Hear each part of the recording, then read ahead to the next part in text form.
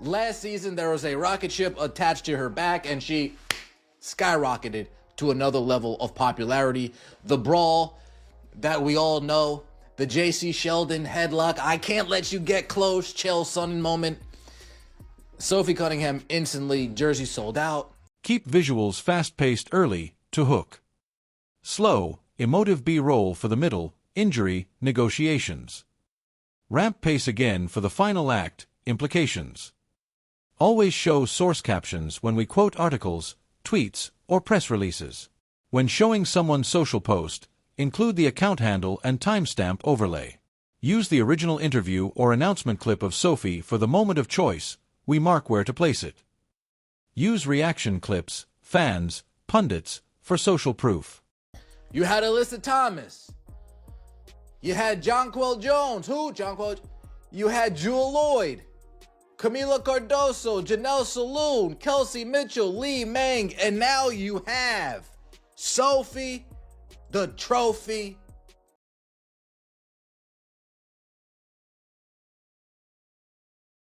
Guys, I am so excited to announce that I'm actually joining Project B's athlete roster. I am so thrilled for it. It is giving women's basketball a platform that is much deserving, not only here in the United States, but across the world. So come on this journey with us. Guys, In this video, how Sophie's signing happened, why Project B's money and calendar matter, what this means for Unrivaled and the WNBA bargaining table, and the people in the middle of it. Visuals, clip playlist preview, Sophie announcement clip, short, headline stack, Sports Business Journal, Front Office Sports, SI, Just Women's Sports, graphics, roadmap of segments. B, their season runs with Unrivaled. The same time of year, Project B starts earlier, finishes a little later. Unrivaled runs in the middle of that. If you are in Project B, there is no way, shape, or form you are taking part in Unrivaled. Warm, context-setting, Sophie Cunningham, a grinder with a knack for moments. Drafted 2019, solid three-point marks, and a personality that turned a single on-court scrap into a viral moment that lifted her profile beyond stat lines. Visuals, career highlights montage, college shots, Mizzou, Phoenix Mercury moments, Indiana Fever jersey, social clips. Overlay stat graphics, career PPG, 3%, notable seasons, sourced from team reports. Transition, but two things changed the calculus. The viral Connecticut Sun scuffle and an MCL injury that made Sophie a free agent in a tight market.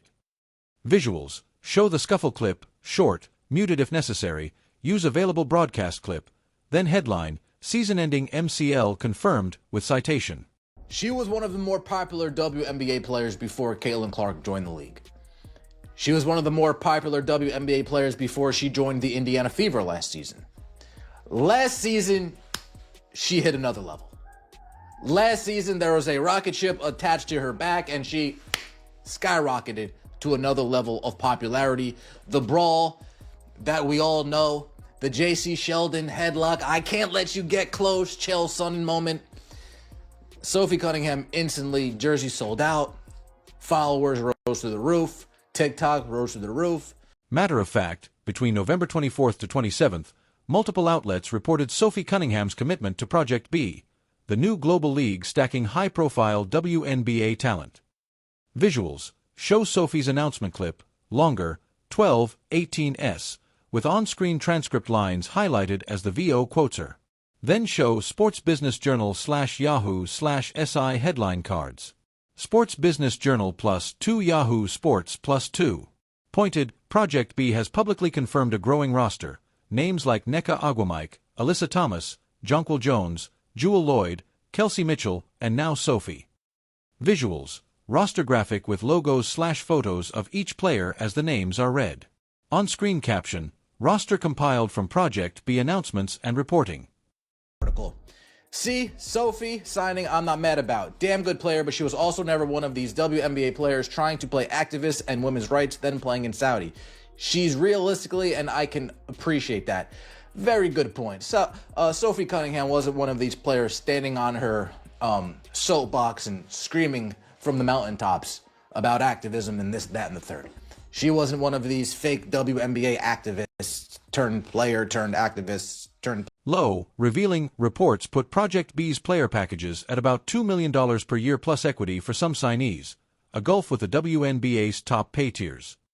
Visuals. Infographic comparing WNBA Supermax, less than $300,000 in 2025 reporting, versus Project B headline figure. Animate the gap. Include a source bar citing Front Office Sports/Sports Business Journal. Front Office Sports +1. Analysis. That's not just a bigger paycheck, it's generational wealth for players who are 25 to 32 years old. For free agents, the math is obvious. Visuals. Short B-roll of players signing, handshake animation, dollar count graphics. School gym. 3v3 in a high school gym. Unrivaled is... they're missing out. Right? You can't get Caitlin Clark. Angel Reese isn't playing. I mean, the next biggest name, realistically, is probably Sophie Cunningham in terms of who casuals in the public knows. Yeah, I know there's Asia Wilson, I know there's Sabrina, but we're talking about like biggest names and searched up names and clicked up names. And Sophie Cunningham's got to be hovering on the top of that list. Explanatory, Project B plans to run November through April, multiple reporting threads, staging tournaments across Europe and Asia. The timeline overlaps Unrivaled, Jan-Mar, and could conflict with other off-season plans.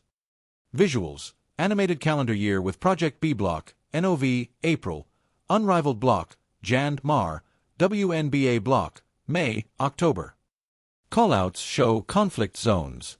Cite Sports Business Journal and Unrivaled scheduling pages. It's nasty work, but it's the nature of the business. I get. Fan favorite Sophie Cunningham is coming to Project B. Get your popcorn. I will say this. Project B runs from November to April. The F1 season starts off in March. I do wonder if they're going to do anything for the Saudi Arabia race with some of these ladies from Project B with F1. I do wonder if there's some type of marketing opportunity there with that Jeddah race in F1 with the Project B ladies. I'm just saying, this is just... Implication. That overlap means signing with Project B can make it physically impossible to play in Unrivaled, so players are making true exclusivity choices. Visuals. Show quotes from Kelsey Mitchell and Sophie using the Grow the Game globally language, show the identical PR phrasing, overlay, same playbook. That. How does this affect the WNBA? Realistically, it only affects the WNBA if there's a lockout. Realistically. Not a lockout. If players are saying, I'd much rather play in Project B and make the millions than play in the WNBA. Right? Not a lockout.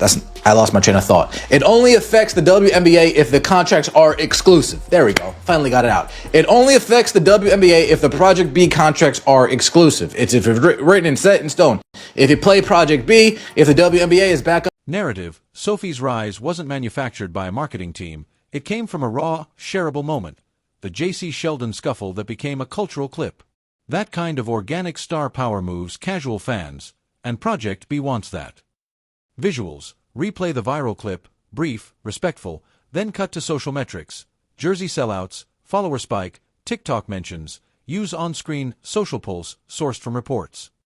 Cite IndyStar/Sports reports for the incident and follow-ups. It's currently calling itself Project B. It plans to launch next fall with men's and women's 5-on-5 basketball. The women's players it has signed so far are big names getting big salaries that could shake up women's basketball across the globe. The league planned November to April schedule conflicts with Unrivaled and European leagues, but not the WNBA. Project B is luring players with what Front Office Sports reported annual salaries over $2 million. The WNBA Supermax last year paid under $300,000, and the league has still not offered players a max salary over $1 million in its ongoing and contentious labor negotiations. Well, not technically, but there are incentives via rev sharing that if the players hit, they will be getting over $1 million. They just never hit those incentives to get the rev sharing that they are asking for. Human touch, Sophie's public persona, no pretense, fiery on court, fun off it, fits a global league selling spectacle and personality as much as wins. Visuals, montage, Sophie laughing in interviews, signing autographs, playful social posts. To reach to go get that, it's not really that tough. The players are also receiving equity in the new league, as an increasingly common in emerging leagues. Yeah, because new leagues need to get off the ground. So they're going to go above and beyond offering some bullshit. Of course. Although. Nneka Ogwumike, Alyssa Thomas, Jonquel Jones. Who? Jonquel Jones. Jewel Lloyd, Sophie Cunningham, Camila Cardoso, Lee Meng, Janelle Saloon, and Kelsey Mitchell. Ogwumike, Thomas Jones, and Mitchell are blue chip WNBA stars.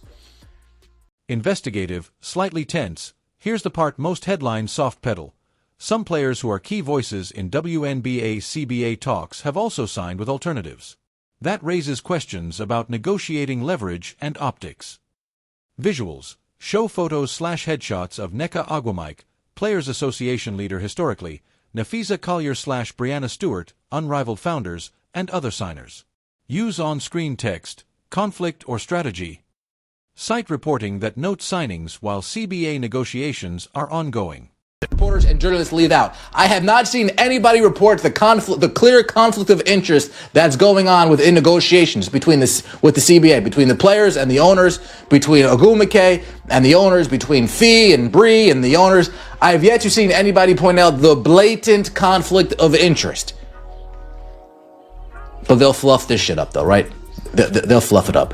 The league announced Mitchell on November 24th. She broke out in 2025, leading the Fever on a long playoff run despite an injury to Caitlin Clark. She finished 5th in MVP voting. Lloyd, blah, blah, blah. Jones, blah, blah, blah. Cunningham tore her MCL in August in her first season with the Indiana Fever and is, like most WNBA veterans, a free. Explain if union leaders or prominent negotiators are simultaneously joining outside ventures offering far higher pay. Opponents will argue it weakens the union's leverage, or at least creates messy optics. Visuals. Show clip of a reporter asking a union leader if available. If not available, show quote cards and news headlines.